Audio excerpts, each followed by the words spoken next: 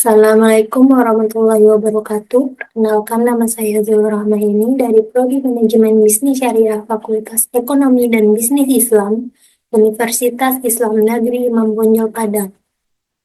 Saya akan mencoba menjelaskan beberapa pembahasan tentang pengantar bisnis. Yang pertama itu ada tantangan bisnis saat ini dan masa depan. Tantangan bisnis saat ini ada 4, yaitu yang pertama, perkembangan teknologi informasi saat ini berkembang dengan pesat. Yang kedua itu ada persaingan yang semakin tinggi yang memaksa para pengusaha untuk merubah mindset dalam pengelolaan bisnisnya. Yang ketiga itu ada pemenuhan kepuasan pelanggan target utama dalam keberlanjutan bisnis. Yang keempat itu ada peningkatan kualitas dalam setiap aspek bisnis. Ya, poin yang kedua itu ada tantangan bisnis di masa depan, yaitu yang pertama, kepedulian masyarakat terhadap lingkungan yang mempertimbangkan produk ramah lingkungan. Yang kedua itu ada tantangan tentang pentingnya tanggung jawab sosial perusahaan sebagai perwujudan kesadaran perusahaan akan lingkungan sosialnya.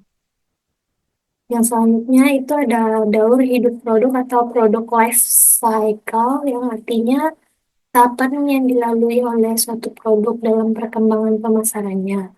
Produk ini memiliki urutan waktu yang dimulai dari tahap perkenalan dan diakhiri dengan tahap penurunan. Yang pertama itu ada tahap perkenalan.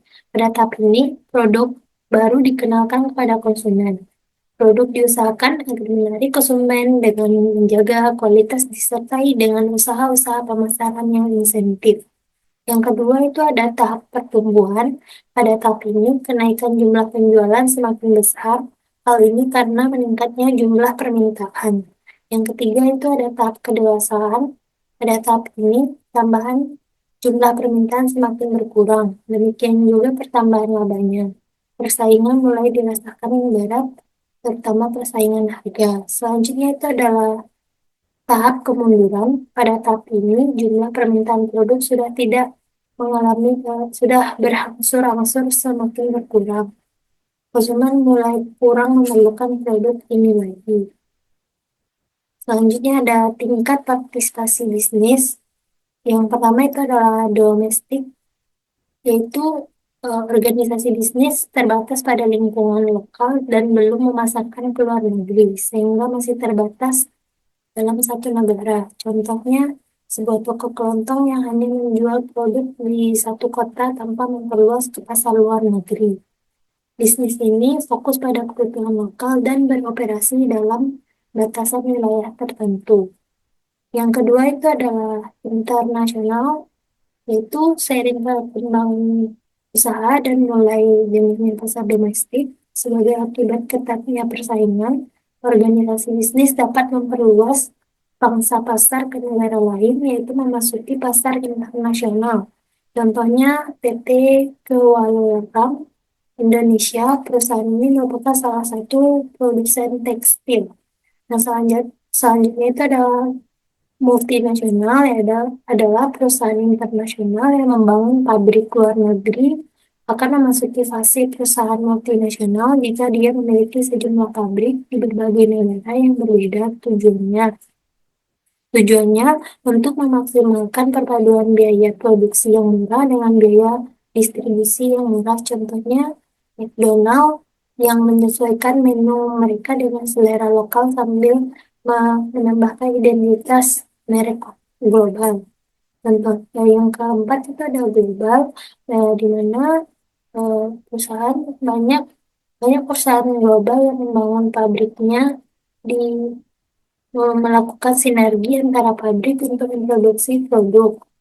Contohnya seperti perusahaan teknologi seperti Apple yang memiliki beberapa perusahaan dan fasilitas produksi di berbagai negara.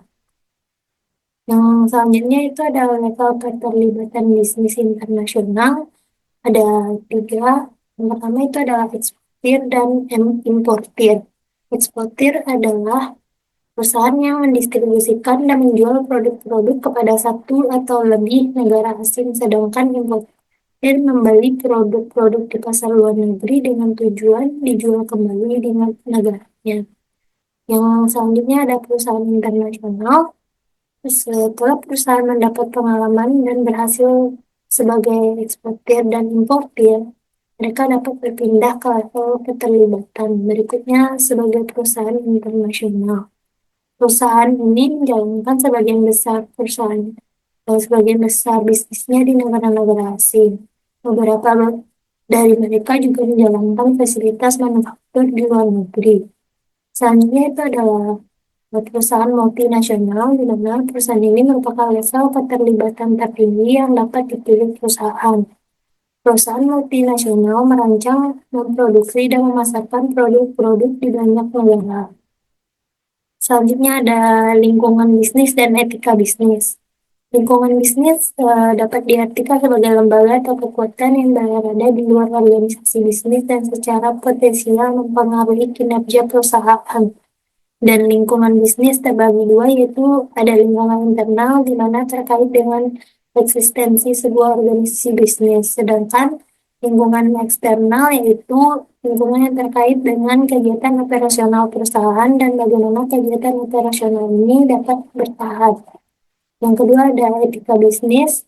Etika bisnis menurut kamus, istilah etika memiliki makna yang berbeda-beda, di antaranya etika mempunyai makna prinsip tingkah laku yang mengatur individu atau kelompok, dan lebih dikenal dengan istilah etika personal berupa aturan-aturan dalam lingkup di mana per orang menjalani kehidupan pribadinya.